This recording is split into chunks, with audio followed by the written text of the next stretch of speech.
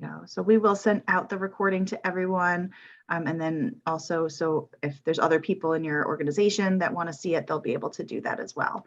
I'm excited to have Ed Walden with us today. He is the Director of Professional Advancement at the National Restaurant Association Educational Foundation, and he is going to share his information about the 3 different apprenticeships that would be available to you, including line cook, kitchen manager, and restaurant manager. Scott, unless you have anything you want to chime in with, I'm going to turn it over to Ed. No, listen, I know this is recorded and some of you guys that were able to hop on this morning.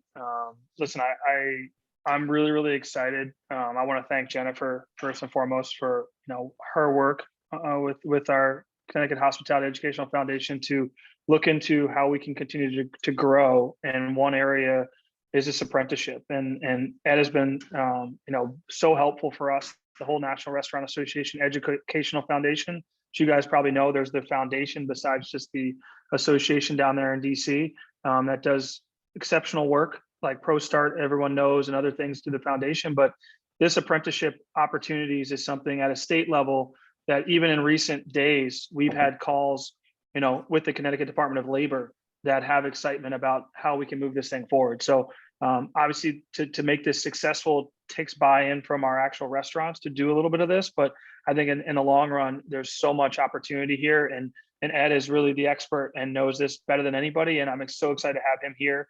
But also just want to thank Jennifer, and listen, questions, please continue to ask them.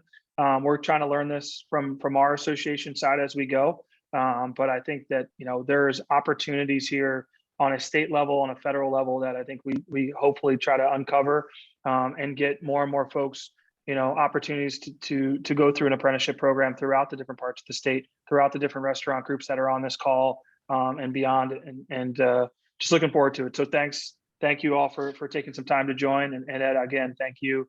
Looking forward to kind of see your presentation today for everybody. Excellent. Thank you so much, Scott. I truly appreciate it. Good morning, everybody. As was mentioned, I'm Dr. Ed Walden. I am the Director of Professional Advancement for the foundation. Now, the Educational Foundation is the philanthropic arm of the National Restaurant Association. So really, we're a nonprofit that is here just to try to make a positive impact on the industry. And as was mentioned, we have ProStart, we have our HOPES program, which is dealing with individuals that are involved in the criminal justice system and reentry into the workforce. We have our military programs that I was involved in for many years, and then there is our scholarships, of course. But our apprenticeship program is something that is near and dear to my heart, because it deals specifically with making an impact, not only just for the employee and helping them upskill, but for the employer as well, so they could show a way to these employees that they care about their professional pathway.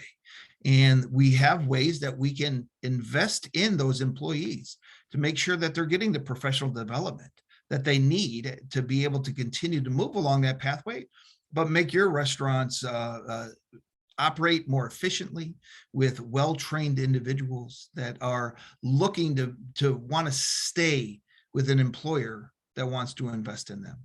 What we discovered pre-pandemic was that the number one issue, or one of the number one issues, was not just recruiting new talent.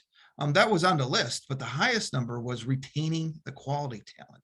How do we get them from leaving to go somewhere else? And we discovered that by investing in them is a great way. And so this is where this apprenticeship program came from. Really, it started in 2015. We decided as a foundation that we are going to get together a bunch of industry experts to work on what are the competencies, what is the things that people need to be able to know and do to become a quality restaurant manager. That was in about 2015, and we brought in these individuals from all segments of the industry. It didn't matter if it was fine dining, fast food, or fast casual, to family style cooking, pizza buffets, universities, hospitals. We brought the military in as well. And we identified all these different tasks, these competencies that were necessary. And again, it didn't matter where you worked. but this is the common trait that we'll find, or characteristics that we'll find in a quality restaurant manager. Well, we put these all together. We registered with the Department of Labor, and Department of Labor agreed with us 100%. And then from there, we're like, all right, so these are the basic competencies. Let's get more specific. Let's get occupationally specific. And that's when we focus on restaurant manager. And in 2017, the restaurant management training program came about. 2020, right before COVID hit, or the pandemic hit, that's when we came out with Line Cook. And so we're still trying to pick up the pieces from Line Cook, but we have had it established at a few restaurants across the country. And just this year, or right before Christmas of last year, we were able to get our kitchen manager training program approved by the Department of Labor. So all three of these programs are approved by the Department of Labor, and it's a registered training program with them. And which allows us to do a lot of things that just other apprenticeship programs or training programs can't do. So we're excited about these, and we're excited about what we're continuing to develop and grow to be able to look at what occupations are necessary to have more of a national perspective on what are the foundational skills that people need. And then what's great about these programs is that we provide them to the employer, and they're able to put their own spin on it. Okay, so I'm going to share some slides with you here. If I can find them, I'm on a laptop. So here we go. And we're going to do this and slideshow from beginning. All right, so it's our apprenticeship program. Now, a lot of people think of apprenticeship, they start thinking of labor unions, or they're thinking of, becoming a blacksmith or a carpenter or electrician or whatever else. So an apprenticeship program, and I spent 28 years in the military, and we followed the same model in the military as well. It's just stepping stones to go from one level to another. An apprenticeship is somebody who is coming in with some experience, or maybe even no experience at all, and be able to move up to become what the Department of Labor or any of this tutorial type of concept works. It become a journeyman, and then a craftsman, then a master craftsman. Well, within reality, we're talking about an entry-level worker that's becoming a fully qualified worker, who's becoming a seasoned or experienced worker, who's becoming a true leader and somebody who can help change and make an impact on our organization. But the official term is apprenticeship. Okay, so here at our foundation, we really are focused on, and this is where this program falls right into it. We're focused on attracting, empowering, and advancing people. We want to attract people from all backgrounds to be able to find a home in our industry. As most of you know, that this is the second largest employer in the nation. And we want to be able to make sure that individuals don't see this as just a entry-level job and then they go off to do something else. I mean, my first job was with Kentucky Fried Chicken. And, did I plan on making the food industry or restaurant industry a career choice? No. Military helped me with that one because I was in military food service for most of my career, but it ended up being a perfect fit for the type of person that I am. So we want to attract people to the industry. We want to empower them to be able to explore and chart their own pathway to success. And that's what we have developed, is that pathway. And then once they're on that pathway, we want them to be able to advance their careers, do so in such a way that these people can change their lives. There's a lot of talk about, minimum wage and how much it should be paid to people. Well, we want to be able to identify ways for individuals to develop the skills necessary to be able to move them to the positions to be able to earn those higher salaries. So this is that pathway that I was talking about. And it starts off with is that we want individuals to be able to have an understanding of, work readiness. And we do have programs that are out there with our Restaurant Ready program, our programs that are out there, and dabbling some within the youth build, but we want them to get ready to be able to go to work. And we have some great programs that are there. And then once they get into our training programs, and this is with the help of all of you, is that those individuals there will be able to first look at becoming a restaurant professional, and some of the skills that are needed there, like just understanding the fundamentals of the front of the house or the back of the house, understanding quality and cost control, which is extremely important in our world, and then food safety and sanitation, of course.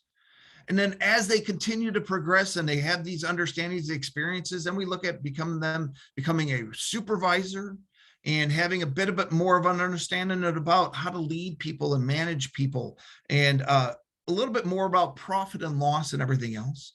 Then we get them up to become a restaurant manager and understanding that strategic view on leadership and marketing and sales, and dabbling a little bit more with HR performances and everything else.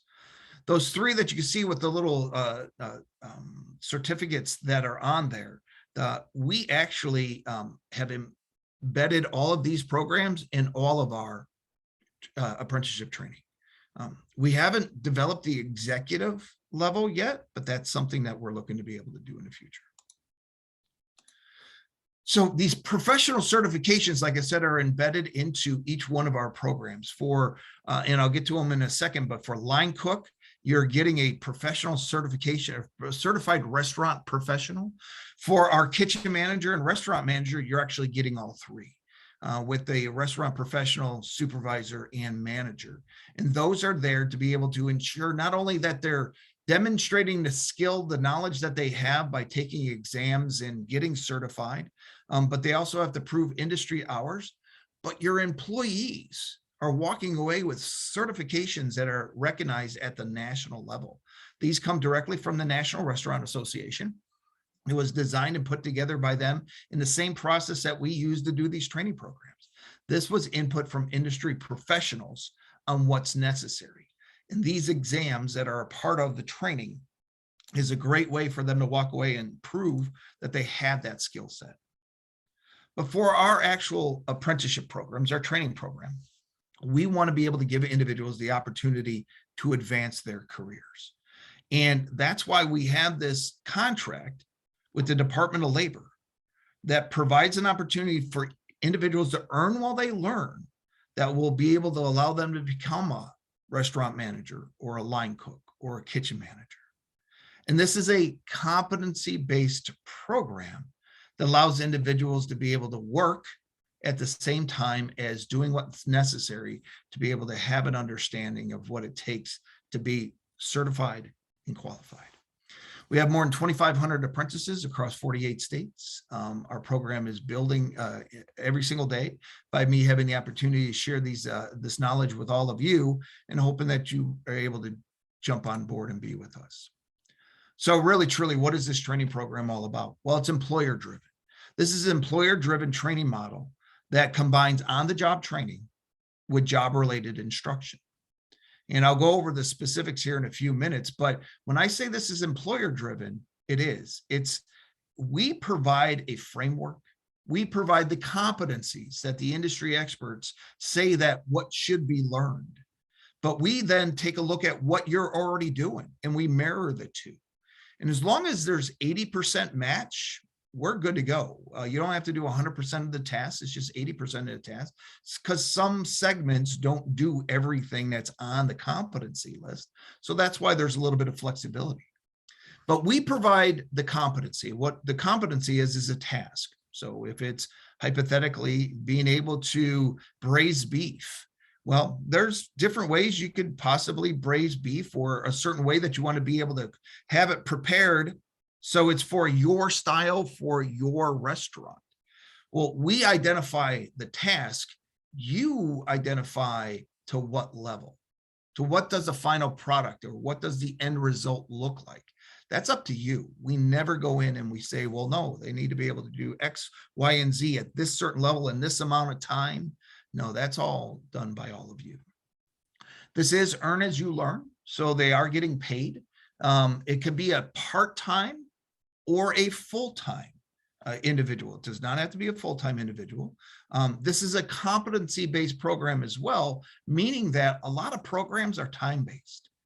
Like you can earn your apprenticeship or your certification after you've spent 2 years in the industry. Well, we don't agree with that concept. And Department of Labor gives us all kinds of different options. And one of them is competency-based, meaning that when somebody can show that they know what to do and why they're doing it, you sign them off on a task. Once they're signed off on all the tasks, they're done with the program. It could be, the minimum is 6 months. You can't go any faster than 6 months. but it could take up to 5 years if somebody is taking their time. But really, truly, it doesn't take that long. But we don't want to say, put a deadline, say, no, we can't approve somebody until they have spent 2 years in the program, because that's going to be up to you when you say they are ready to go by signing them off on their tasks. Okay. So it's that earn as you learn, it's competency-based, it's employer-driven, and we are here to be able to assist you in every step of the way. There's many different ways that we can assist you. We can actually help you expand the pipeline of qualified and capable employees. At first, when you're looking at an individual that's coming in, you might have individuals that are right there already working for you that are ready to be able to take that next step. And you want to be able to take a line cook, or you want to be able to take somebody who's out in the front of the house, and you see potential in them. You want to be able to make them a kitchen manager. Well, you could put them into the program. They could train to be a kitchen manager. You could do 5 people at a time if you want to. And then when a kitchen manager positions opens up, you already have somebody that's trained and qualified to do the job. If you have individuals that are coming off the street and you want to be able to train them on being line cooks, and you want to be able to have individuals that are meeting a standard across the national board, then you have a training program to be able to put them through. So we have expanding the pipeline, building your bench, upskilling your workers that you see that are somebody that has the potential to be really future leaders, get them trained. You're investing in them by allowing them to be able to take all the certifications, to be able to prove their knowledge and everything else. And they have that ability to be able to say, I'm ready to take that next step. This also helps address any barriers to promotion and learning, because we provide everything that you need to be able to take them to that next step. You're also saying that if you go through this program, you finish these certifications, and you also have trained on these tasks, you could be ready to be promoted.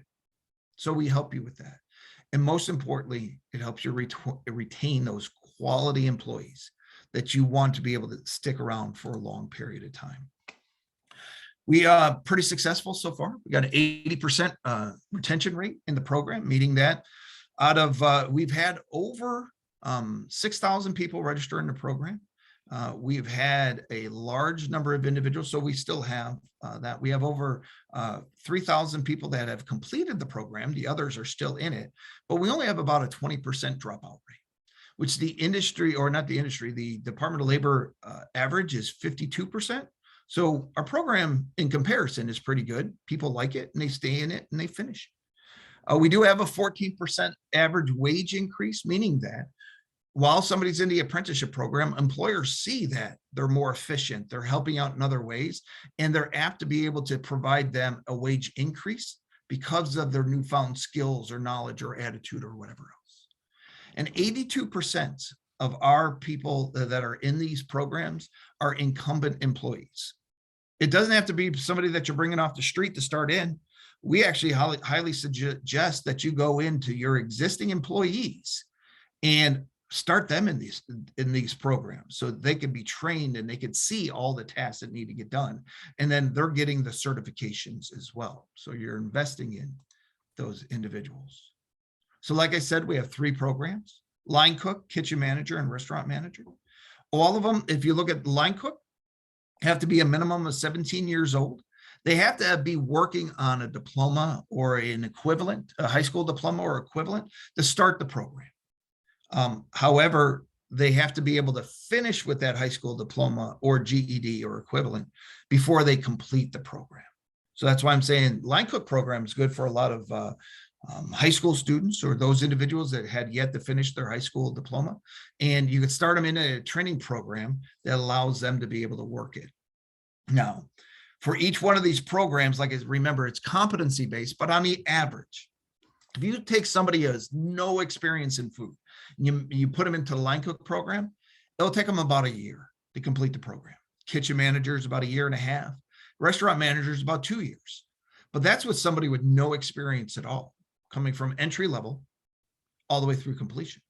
But like I said, if you have individuals that are already restaurant managers now, but you want to be able to put them into the program to get the certifications, get the training on some of the things that maybe you just didn't think of before.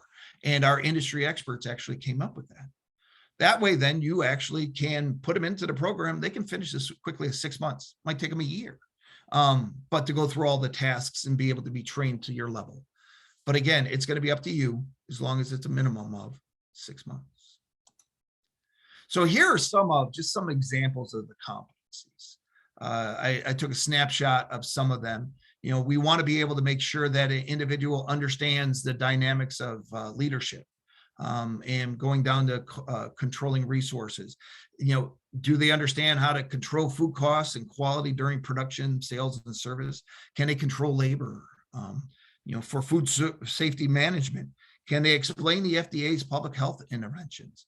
You know, and again, if you don't specifically have somebody that knows those, well, that's something to where probably you do, but you know, something to be able to look into a little bit more so we could all have an understanding of those different areas. And so for the restaurant managers, it's about 400 tasks, and those are broken down between professional and supervisor and manager. All right. So it's actually a quality structured program for you. And again, how do you know that they've completed that? Well, that's going to be up to you, but I have some suggestions. Here's some examples of line cook competencies, you know, like task 4, explain how to correctly care for knives and smallwares. Task 8 is understand the importance of communicating with management about featured specials, products, issues, and procedures. This is a little smaller there. I tried to throw on there that about preparing meals in our domain 5. You know, can they marinate food? Can they prepare using breading and batters? Can they deep fry food? Can they bake food? Well, this is, you know, you're looking at that and you might say, well, you know what, we don't prepare any soups at all. That's not part of what we have on the menu. And that's okay. That's where that 80% rule comes in, to where there's some things that you may not do, but there might be things that you might say, well, you know what, I do want to be able to train them on how to make soup, to be able to help that person. You might have a qualified chef that knows how to be able to prepare soups. So you leave it on there. And so this way, then they're learning how to prepare soups. You're upskilling them. You're showing that you care about their knowledge and their abilities so you can take them to the next level. And usually I get asked the question, how do we know when they're ready? Well, this is my suggestion. My background is in education and training and curriculum development and everything else. And through an instructional design process, really what we look at is that for somebody completing a task, can they do all parts of the task? And the trainee only needs a spot check on completed work. They're basically, are they comfortable and confident enough to do the job on their own? And you just got to look over their shoulder to make sure that, yep, they're on the right path or they're doing the right thing. And then also, can they identify why the task must be done and why each step is needed? I just refer to that as, do they know the why? If they can explain why, it's easier because now you know that they comprehend things. So if they can meet what I refer to as the 3C level, they could do all parts of the task and they could explain why and why each step is needed, then sign them off on the task. Now, what the standard is to what level, you know, do they need to do it in 3 minutes? Do they need to do something in 5 minutes? Do they need to be able to, you know, explain something to the nth degree? That's up to you. That's not up to us. Now, I mentioned that we have all these tasks, but then also too, there's what is referred to as classroom instruction, but we have actually been able to take all of this because of the pandemic. We have found a way to take all of the training that's required and either put it online or have it be independent self-study. Now, what's great about this is that while they're doing all of the training, the classroom instruction, or what we refer to as the related training instruction, it's not done on the clock. This is something that they're doing at home or on their breaks. It's like taking a college class because this is where your employee is taking the time for a little bit of self-investment. And so you don't have to pay them. You can if you want to, but you don't have to pay them to complete their ServSafe food handler or their ServSafe allergen or taking the certified kitchen cook program. Or for restaurant manager, you could see the lists that are on the screen. And we're talking about hospitality, accounting, or controlling food costs, or so on and so forth. These are things that they do on their own. The training is provided for them.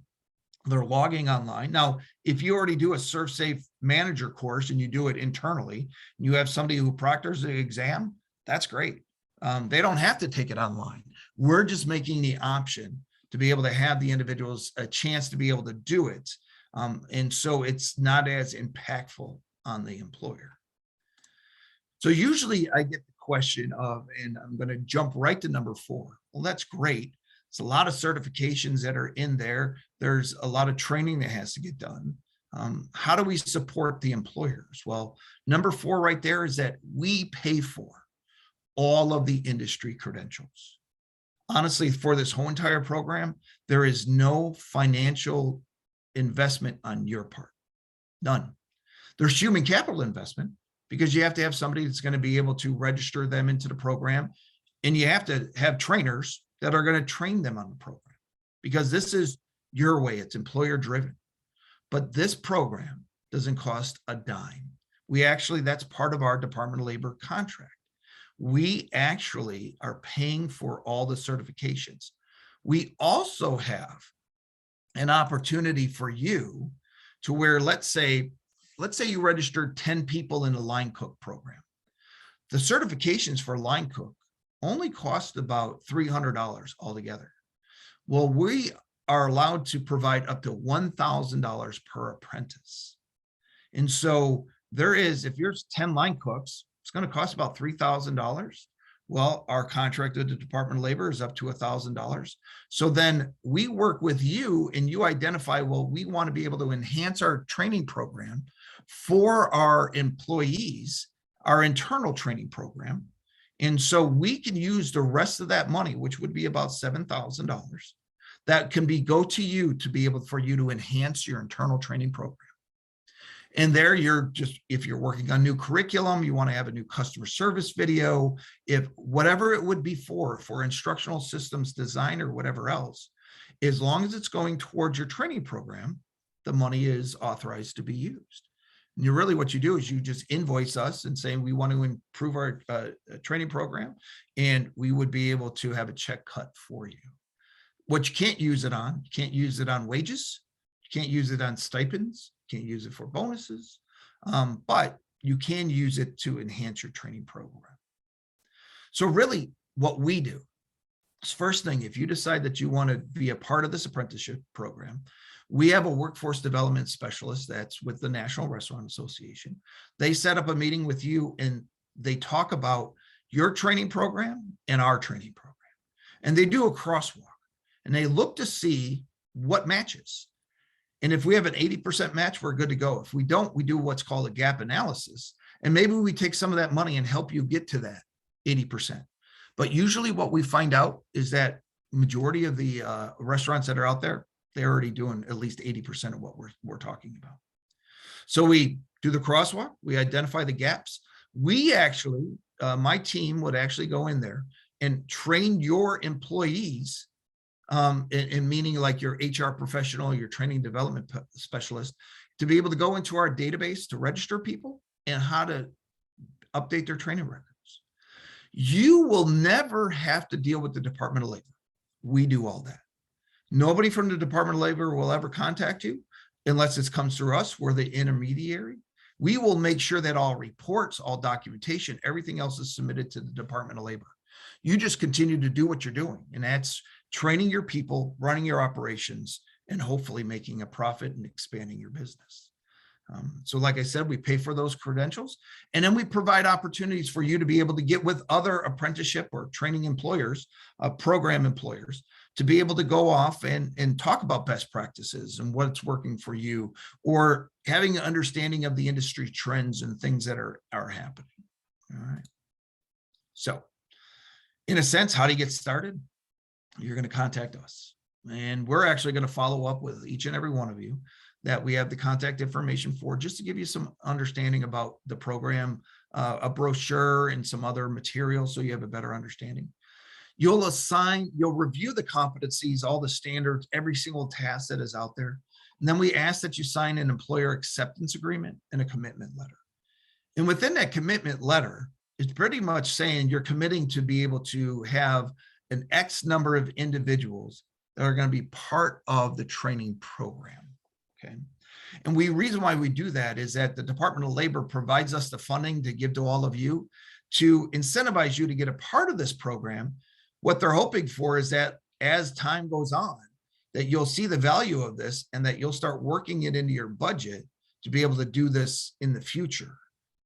But we do realize that not a lot of programs can afford that kind of money in their program. So we've actually, as a foundation, as a nonprofit, we've established the Restaurant Employer Advancement Fund to where if you run into trouble to where in the future years you actually can't pay for this, we have a grant that we can give to you that's up to $1,000 per apprentice. But also too, what we have even now, so let's say if we pay for your related training instruction, we have that same fund to help your employees overcome any obstacles.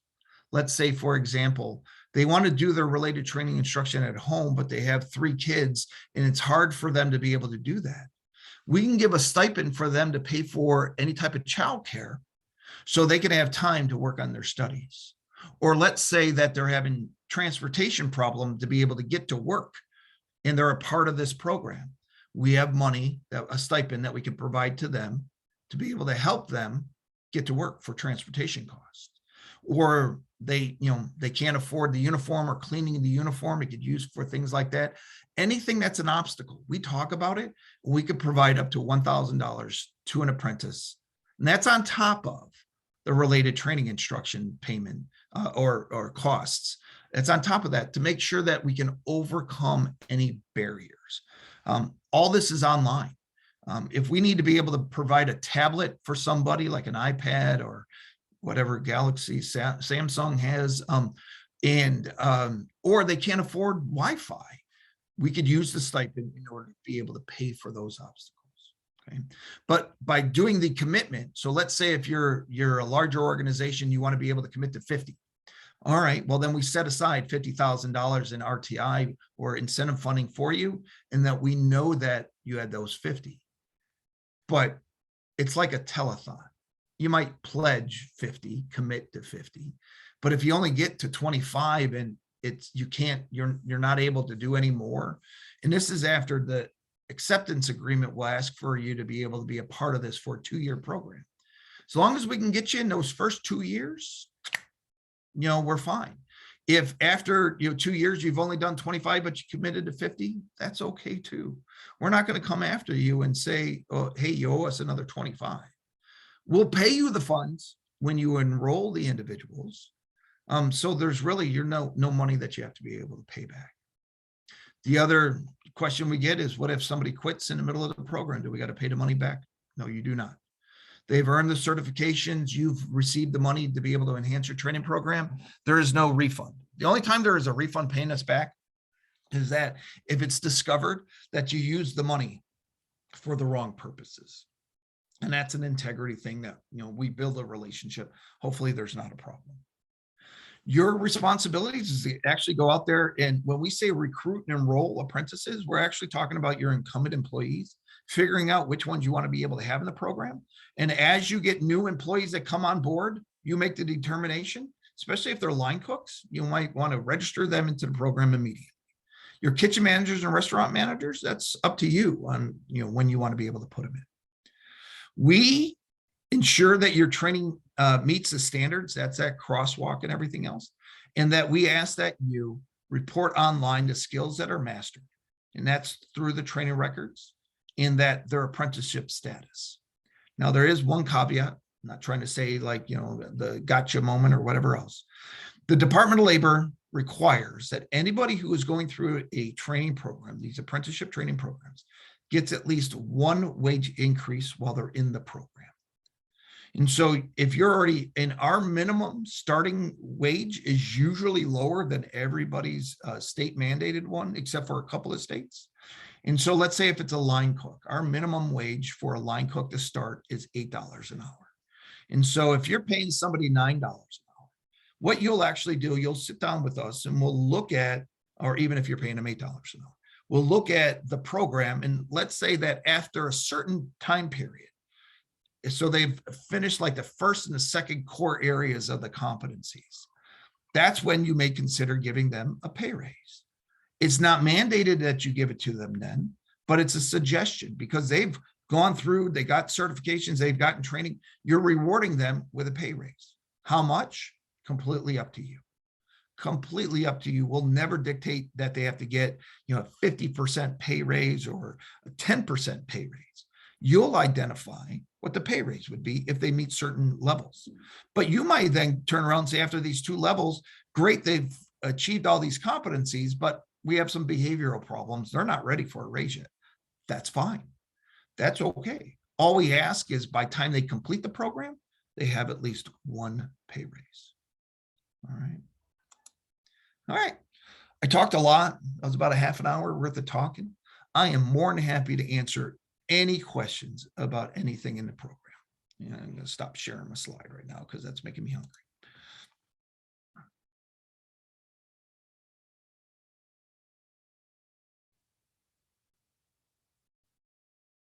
Okay. Does anybody have any questions? Dr. Walden, I'm going to jump in. This is Yvette from the CRA. Yes, ma'am. Nice to see you again today. I know we've spoken before. I'm just love this program. I've been talking about it with restaurateurs across the state and just trying to get some feedback. And I'm so excited to see, I've been speaking with Jennifer about it and just kind of watching the progress and excited to see that we're, at that next level and getting more restaurateurs engaged. Mm-hmm.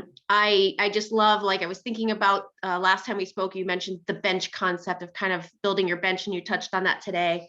I think, employee retention is so important, but I think also the ability to recruit employees. So if an employer is looking where to go, looking at a restaurant that has an apprenticeship program that's investing in their employees, I think gives restaurants an advantage there.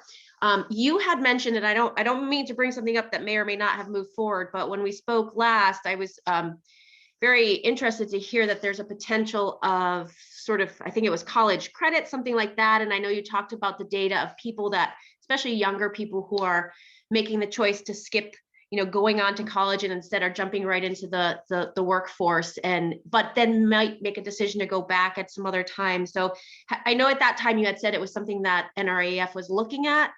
Was there anything there that's new or changed, or is that still something that might come down the road? Oh, absolutely. So great question, and nice seeing you again. Yeah, absolutely. We have actually been working with colleges and universities across the nation to be able to develop articulation agreements for individuals who have completed one of our programs, that they actually are worth college credits.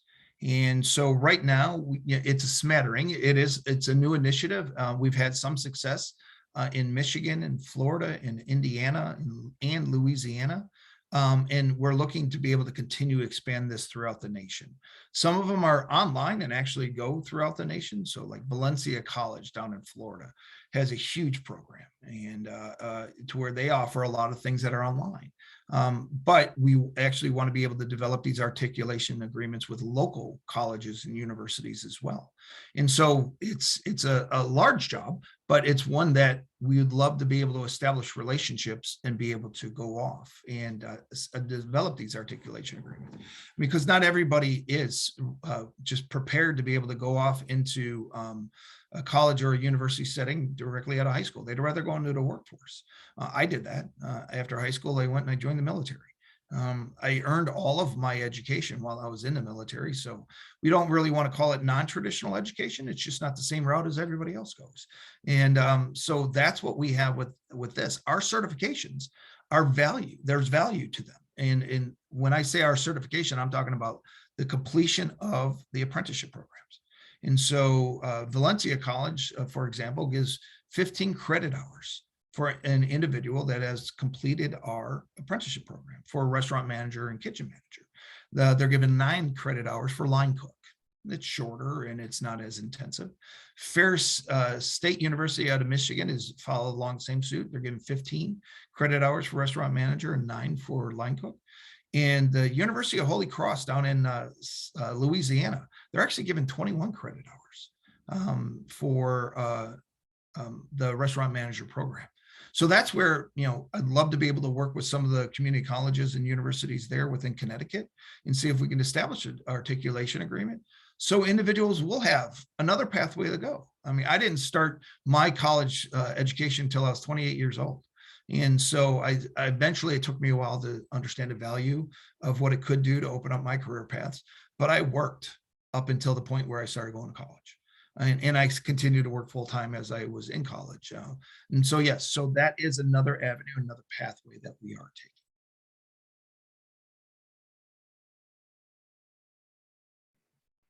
taking. Thanks, Ed. I wanted to also add in, I know you mentioned that the apprenticeships are for your incumbent workers. And one of the other things that we're working on from our foundation side is creating those pathways so that you do find the employees, working with the Connecticut Department of Labor, restaurants that decide they want to be in this apprenticeship program could be registered through them, so that you're identified as a potential employer through their Connecticut Hires and other eligible programs that they have.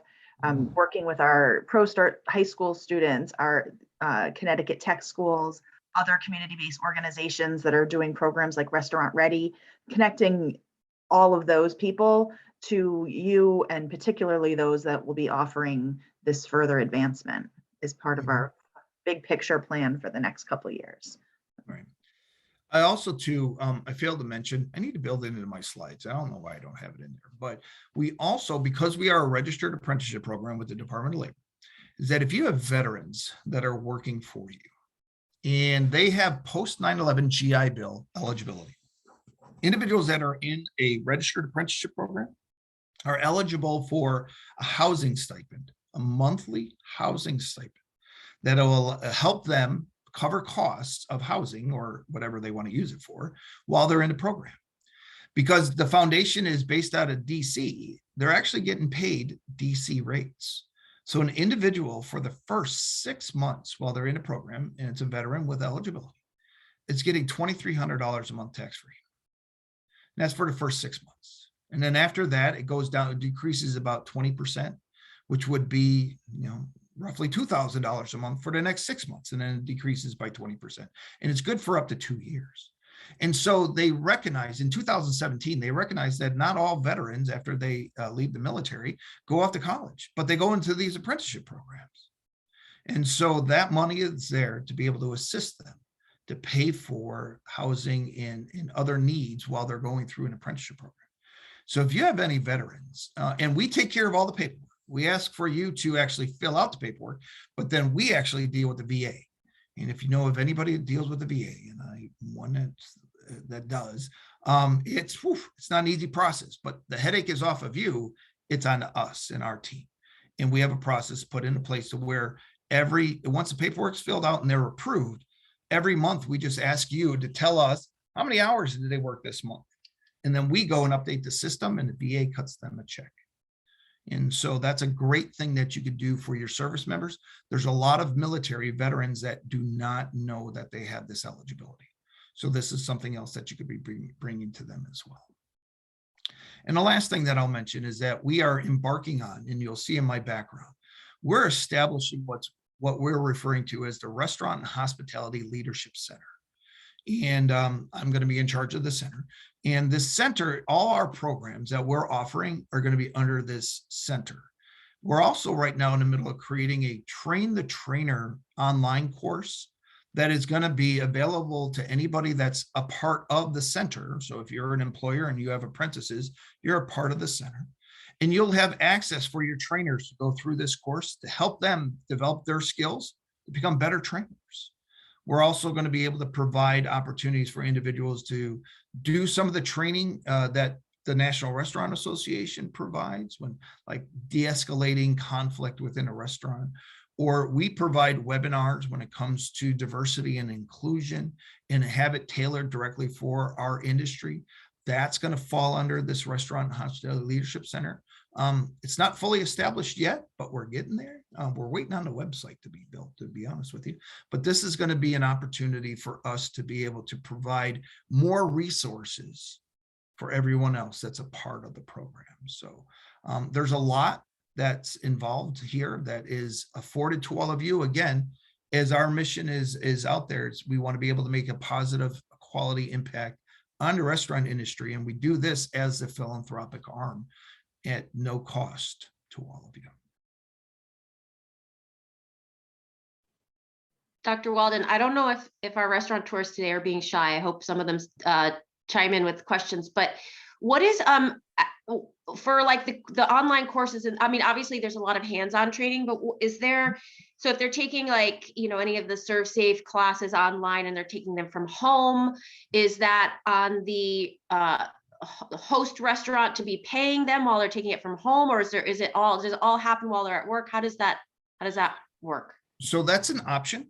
There is no requirement that they're doing any of the related training instruction while they're on the clock. They don't have to do it at work. What you're working with your employees on is you equate it to them taking college classes at night. And instead of going off to a college class, because that's where they're investing in themselves, they're going through this certification training that a lot of it is just going to increase their knowledge of their job in order for them to be able to do their job better.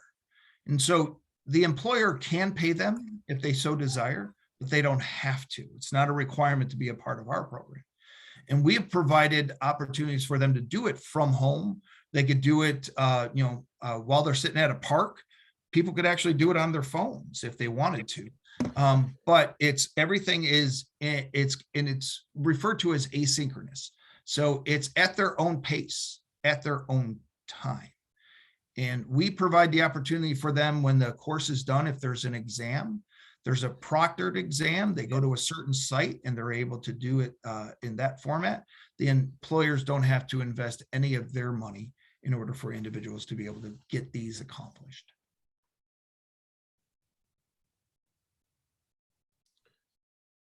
I had Matt Storch. How you doing? Hey, I'm doing well. How you doing, man? Good. I don't want Yvette to yell at me for not asking any questions. I'm interested certainly in the young sort of demographic, and bringing them up through. What I jumped on late. I apologize. I was on another call. So are these kids that are interested in high school culinary programs that are being sort of shown this possibility of an apprenticeship and then inserted into the program? How does the younger demographic work? So this is where we work with the state restaurant associations that have a relationship with the ProStart students. ProStart. Okay. To be able to go and showcase what the apprenticeship program is all about. And if they have employers that are hiring, then they can identify that, hey, you can go work part-time while you're still in school, develop your skills in an actual work setting. ProStart programs are great, but real world is real world. And so by putting them into a real world setting, being trained by actual where there's time deadlines, there's actual customers that might occasionally complain or whatever else. That was sarcasm, by the way. Then it is, it's a great way for them to develop those skills. Now, one of the good things about a ProStart student is that some of the RTI related training instruction is the fundamentals books that they already do in ProStart. So they get credit for that. They don't have to worry about doing that. And they move right into being able to focus on, getting their food handler card, being able to have an understanding of allergens, or again, unconscious bias or sexual harassment prevention. Those are classes that they're taking online at home. There's also a certified kitchen cook program that they do online for the knowledge aspect of it. But if you already trained them on things like that, we can get that type of stuff waived as well. So we refer to it as a seamless process, but you got a lot of high school students that want to be able to come in and learn, especially within the ProStart students. And so that's where our relationship with the state restaurant associations help us out. Seems really dynamic, which is good. You jump in a certain part depending on how much training you've had. Exactly. what was my other question? Minimum wage. So minimum wage in Connecticut will be up to 15, right? So does that mean I'm paying these kids 15? You mentioned $8, $9. I don't know what that So, conversation was. and that's what, we're a national program. So we set our minimum of $8 an hour because there are some states that are less than $8 an hour for their minimum wage. And so we say that $8 an hour or whatever your state minimum wage is. So we have to meet the minimum wage. Well, that's because your state requires it, Gotcha. not Okay. because we require it. So is there some sort of, I know there's was it 6 or 8 weeks? I don't know what it is, Jennifer, maybe you know, that you could pay a younger apprentice a percentage of minimum wage, but you know, eventually you have to get them up to that amount. It's just, I can look And that up take it for back you to- and see if this would apply. I'm not sure because it's the federal program that they would allow you to go less than what our state minimum wage is in this scenario. and what would be the total, like for someone who just does the line cook program, what would the federal dollars coming into my business be? So it would be up to $1,000 per apprentice. About 300 of that is paying for all of your certification. And the rest of it would be to you to help you enhance your training programs. $1,000 per apprentice. Right. So in a sense, the RTI has to be paid for out of that $1,000. And then so that then leaves the remainder. So hypothetically, if you did 10, then it's $10,000. Gotcha. Yeah. And if we were to relieve this person of their duties because they're not doing what they should be doing, how does that work? Then you relieve them of their duties and we just move on to the next apprentice. You do not have to pay any money back. I'm not worried about the money. I'm more worried about the person. blow back the person. Yeah, exactly. Yeah. No, that's where we have an 80% retention rate. So it does happen. But yeah, there isn't. And here's a good thing. So let's say hypothetically, individuals started with you, but you had to relieve them because they just weren't a good fit or whatever else. But they go over to, somebody else that's part of the apprenticeship program. They can pick up where they left off. You don't have to complete the program with the same employer. Gotcha. And the interview process is handled by us, right? That is correct. You select who's part of the program. If you're looking at your incumbent workers and you want to enroll your incumbent workers, you select who you want to be able to put in each one of the programs. Is there a pool of apprentices that are looking to jump in somewhere that we choose from, or is that our job to find them? It's in a sense, it's your job to find them, but that's where we're also hoping where our state restaurant associations, they have a better understanding of the resources and the organizations that are in the area that have individuals that are ready to be able to go to work. Okay, cool. Thanks. Yvette, am I off the hook? No, I got what I need. Thank you. Appreciate it. Thanks, Matt. You're welcome.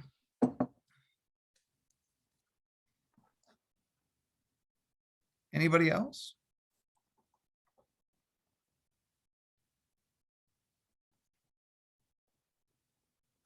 All right, so this is what we're going to do. You'll probably receive an email from us just with the brochure and some other information and our contact information. And if you would like to have an individual one-on-one meeting with with you, so we can talk about your specifics, we're more than happy to set up a meeting for us just to talk, go through, more details of the program and everything else, and be able to answer your questions one-on-one. More than happy to be able to help you out any way that we can. Thanks, Ed. You're very welcome. I know I found it educational and it seems like a great program, a great opportunity for restaurants. And to Matt, as you mentioned or asked about the pool of people, that's what we're working on, is finding those people both at the high school level, other community-based organizations, even our community colleges that are ready to take that next step, and making all those connections. So that's something that we're focusing on as an association and as a foundation in the next, several years. So.